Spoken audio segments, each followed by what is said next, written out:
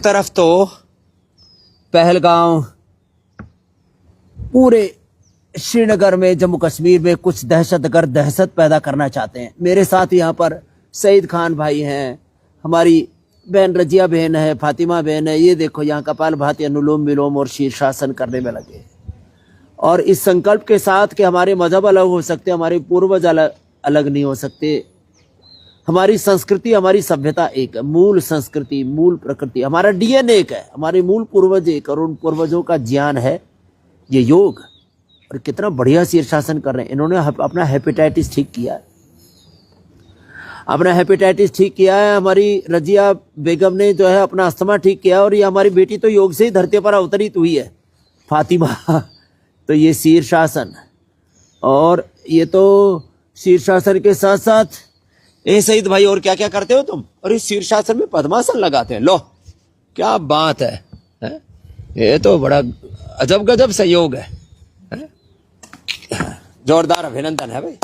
ओहो, अब नीचे उतार आओ साहब, अब मयूरासन करना। अब तो आराम से है? सईद खान भाई को अभी मुंह मां ढक गया था, पहचान ही नहीं पा रहे थे। है? अब मयूरासन करो। उधर हमारे किरीट भाई लगे हुए हैं, ये देखो 78 की उम्र में किरीट भाई मेहता हमारे सूर्य नमस्कार करने में लगे, और इनका अनुकरण हमारी मैया भी कर रही है, तरुणा। क्या बात है अम्मा। और देखो क्या, ये तो जब बड़े वाले मोर की तरह पूरा जबरदस्त संतुलन है साहब। क्या गजब है। और क्या क्या करते हो?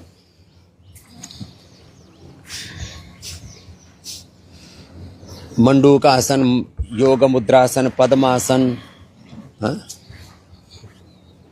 क्या बात है, नौकासन।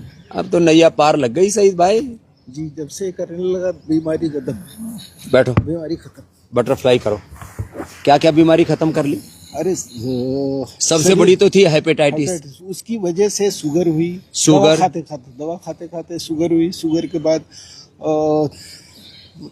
अब बीमारियों का पेट की बीमारी। जी जी जी। दिमाग भी ठिकाने नहीं रहता होगा। ये ऐसे पार्किंसन जैसा होने लगा था। मैया बता रही है हमारी रजिया जी। दवाई वही खिलाती थी ना। और अब दवाई की कोई, अब कोई जरूरत नहीं। अब कोई जरूरत नहीं दवा। परिवार में कोई दवाई नहीं आती। ये भी दवाई नहीं खाती। इसको कितना साल पुराना नजला था रजिया बहन को? ये तो बचपन से था। अब देखो, एक तो प्यार मोहब्बत कितना है, दोनों में प्रीति है, अपना काम अच्छे से कर रहे। काम भी तो तुम बता रहे थे बढ़ गया, अब बहुत बढ़ गया सर। पहले हमारे पास 2-3 कंप्यूटराइज एम्ब्रॉयडरी मशीन थी, अभी 40 से ऊपर है। क्या बात है, 40 से ज्यादा मशीनें हैं, और उससे अपना कारोबार अच्छे से कर रहे हैं। माने एक तरह से आपस में प्यार है, कारोबार अच्छा है, बेटी संस्कारी है। करो अनुलोम विलोम करो बाबू। आप तो देखो, ये कपालभाति, अनुलोम विलोम सारे योगाभ्यास करती है। और एक दिन ये स्कूल में जा रही थी, इंग्लिश स्कूल में पढ़ रही थी जी जी। और जो है उसको वहां तो इंग्लिश स्कूल में वहां तो बता दिया खुदा और अल्लाह और गॉड एक है। फिर इसने देखा ओम को, ओम नमः शिवाय, ओम समय मंदिर में देखा। हमारे बिल्डिंग में 11 माले का टावर है, 21 माले का, तो उसमें मैं 11वें फ्लोर पे रहता हूँ। मंदिर मिलता है, तो ये बोलती है। बैठो किरीट भाई, प्रणाम करो। बैठो अम्मा तरुणा, वो बोल आगे आ जाओ। बेटी पूछ रही कि ये ओम नमः शिवाय मत बोला करो। तो मैंने कहा बेटी क्यों नहीं बोला जाए? तो मैंने कहा गार्ड समझती है? बोले हाँ। तो हमने कहा ओम भी गार्ड है। हाँ, ये गार्ड और खुदा तो अल्लाह तो एक ही है बोली। हाँ जी। वो बोले गार्ड और अल्लाह तो एक है। तो इन्होंने बताया जैसे गार्ड अल्लाह एक है, वैसे ओम नमः शिवाय भी एक ही है, ओम भी एक ही है। एक ही ईश्वर। हमारे यहाँ तो उपनिषदों में, वेदों में एक ईश्वरवाद की, एक ही ईश्वर सृष्टि के जर्रे जर्रे में, कण कण में, पूरे ब्रह्मांड में एक वो तो शक्ति है ना। जी जी जी। तो इन्होंने ये संस्कार दिए एकता के। और ये भी एक बात सईद भाई कि आज से 500, 1000, 2000 साल पहले हमारे पूर्वज, आप अपने मुंह से बोलो ना, मैं तो रोज बोलता हूँ, हमारे पूर्वज एक थे। हमारे पूर्वजों की संस्कृति, हमारी प्रकृति सब एक थी। हमारा डीएनए भी एक है। हमारे बड़े बुजुर्ग एक थे, मिलजुल के रहते थे। वक्त के साथ हमारे मजहब, पूजा पाठ को तो तरीके बदलाव हो सकते हैं, जैसे न्यू जनरेशन में कुछ बदलाव होते हैं, बड़े बुजुर्गों में कुछ बदलाव होते हैं, खान पीन में, पहरावे में बदलाव होते हैं, लेकिन इसके कारण से हम एक दूसरे से नफरत तो नहीं कर सकते। बिल्कुल। ये जो नफरती एजेंडा चलाने वाले लोग हैं ना, कुछ लोग हैं, कुछ परसेंट, चंद लोग, लेकिन वो नुकसान तो बड़ा करते हैं।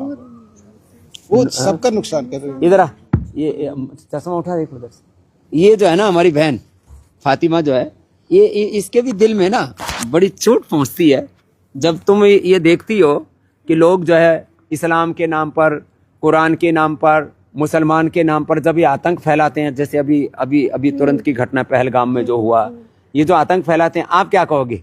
चलो कहेंगे ये तो समझदार है, पढ़े लिखे हैं। हाँ, बहुत गलत है, बहुत गलत है ये चीज, ये होनी नहीं चाहिए। ये इस्लाम के, कुरान के, हाँ, ये सब मुसलमान के दुश्मन हैं या उनके? सब नहीं, सब दुश्मन है, इस्लाम के भी दुश्मन है।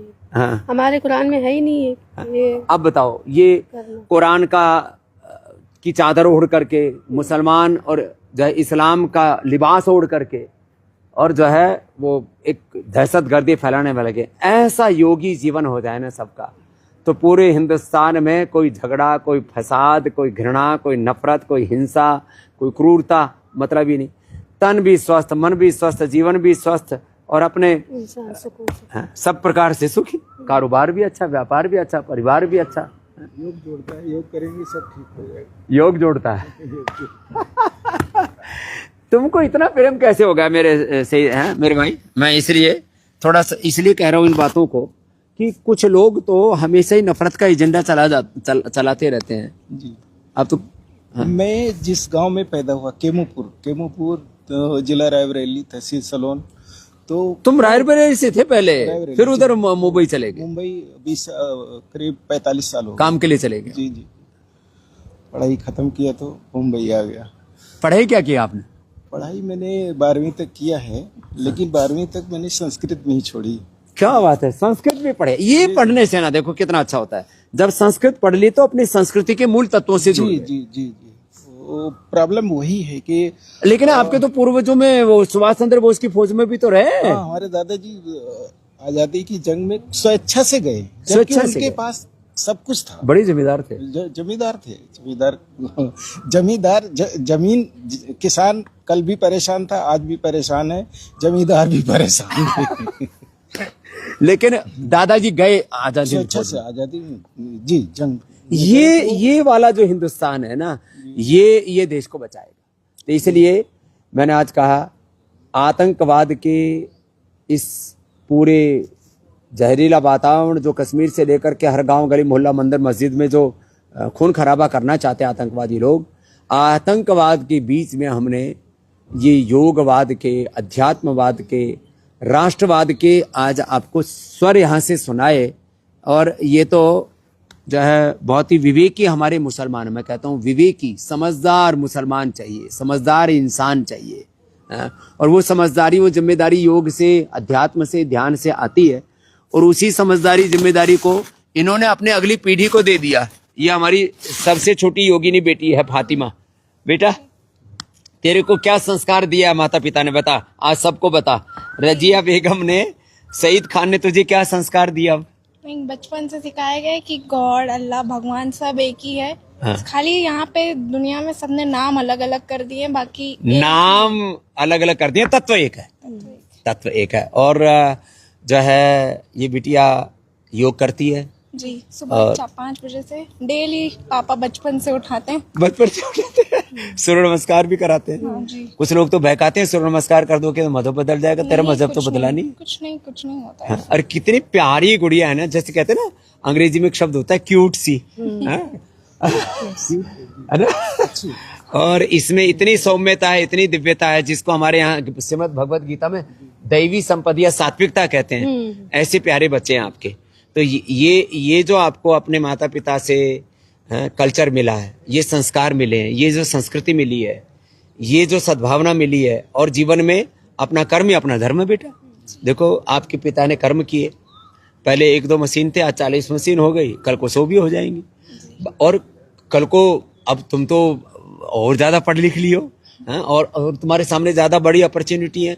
तो जीवन में स्वस्थ बनो। ये ताइक्वांडो में कोल्हापुर चैंपियन भी है। क्या ताइक्वांडो में चैंपियन भी है? हाँ?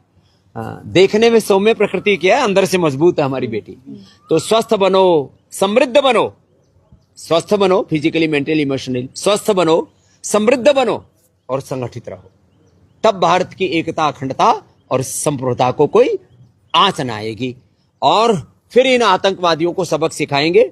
हर एक व्यक्ति को ऐसी भूमिका निभानी है कि मैं ही आर्मी मैन हूं, मैं सेना का योद्धा हूं, मैं बीएसएफ का, मैं सीआरपीएफ का, मैं हमारी पैरामिलिट्री का, मैं अपने पुलिस का, मैं अपने देश का प्रहरी हूं, मैं योगी भी हूं, मैं योद्धा भी हूं। और कहीं पर भी आपको लगता है कि यहां से कुछ अनहोनी हो सकती है, कुछ लोगों पर शक है आपको कि कुछ गलत हरकतें करते दिख रहे हैं, इनके मनसूबे कुछ ठीक नहीं दिख रहे, तो तुरंत उसको देश की जो सुरक्षा एजेंसी है उनके साथ में साझा करो। क्योंकि बहुत से लोग ऐसे दुम दबा करके छुपे बैठे, लुके बैठे हैं, कहीं ना कहीं वो ऐसे मनसूबे पाले बैठे हैं और कहीं ना कहीं इधर उधर लुक छुप करके जो बैठे हैं वो कहीं से कोई सिर ना उठा सके, कहीं पर कोई दहशतगर्द दहशत ना फैला सके।